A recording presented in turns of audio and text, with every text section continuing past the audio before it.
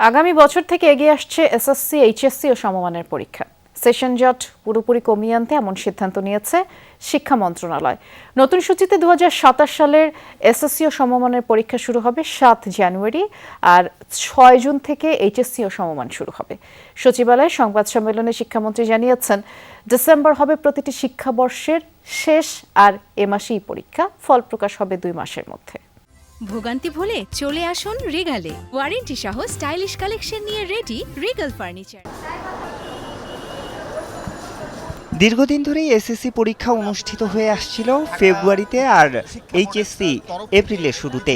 করোনার পরিস্থিতির পর এই সূচি আরও পিছিয়েছে। চলতি বছরের এসএসসি পরীক্ষা শুরু হয় গত 21 এপ্রিল, আর এইচএসসি শুরু হওয়ার কথা রয়েছে জুলাইয়ে। তবে বিলম্বিত এই সূচি এগিয়ে আনার কথা ভাবছে সরকার। এ নিয়ে দফায় দফায় অংশীজনের সাথে বৈঠক করেন শিক্ষামন্ত্রী। গুরুত্ব দেয়া হয় সিলেবাস শেষ করার বিষয়ে। তাই সিদ্ধান্ত হয় 2027 সালের এসএসসি ও সমমানের পরীক্ষা শুরু হবে 7 জানুয়ারি, যা শেষ হবে 6 ফেব্রুয়ারি। আর এইচএসসি ও সমমানের পরীক্ষা চলবে 6 জুন থেকে 13 জুলাই পর্যন্ত। পরে এই পরীক্ষার সময় এগিয়ে আনা হবে ক্রমান্বয়ে।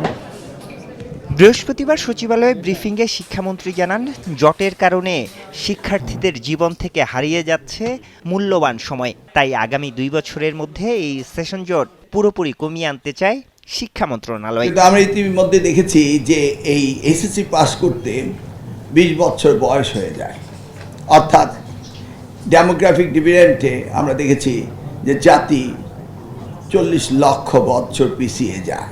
আমরা টার্গেট করে নিয়েছি যে ডিসেম্বর হচ্ছে আমাদের আইডিয়াল মান্থ, এবং ক্লোজিং সেশন প্রত্যেকটা এসএসসি এবং এইচএসসি, সেটাকে সামনে রেখে আমরা কাজ শুরু করেছি।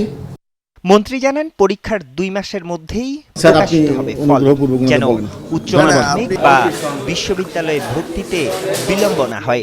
রেজাল্ট আউট হওয়ার পরে অ্যাডমিশনের কোনো গ্যাপ আমরা রাখতে চাই না, কারণ আমরা চাই যে রেজাল্ট হবে সাথে সাথে অ্যাডমিশন নেবে, এটাকে সিনক্রোনাইজ করতে হবে।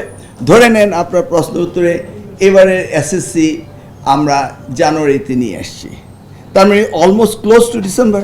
বিদেশে লেখাপড়া করতে যায় ফল সেমিস্টারে, ফলটাকে সামনে রেখেই আমরা জুন মাসে পরীক্ষা নিচ্ছি, জুলাইতে শেষ হবে এবং তারা ফল সেমিস্টার ধরতে পারবে। এদিকে বছরে একই সময়ে 2 পরীক্ষা শুরু হলে কেন্দ্র সমস্যায় পড়তে হবে। তাই প্রতিটি উপজেলায় একটি করে মাল্টিপারপাস পরীক্ষা কেন্দ্র স্থাপনের প্রকল্প নেওয়া হয়েছে বলে জানান শিক্ষামন্ত্রী। একটি মাল্টিপারপাস পরীক্ষা কেন্দ্র স্থাপনের প্রজেক্ট আমরা হাতে নিয়েছি। আরিফুর রহমান সবুজ, যমুনা নিউজ, ঢাকা।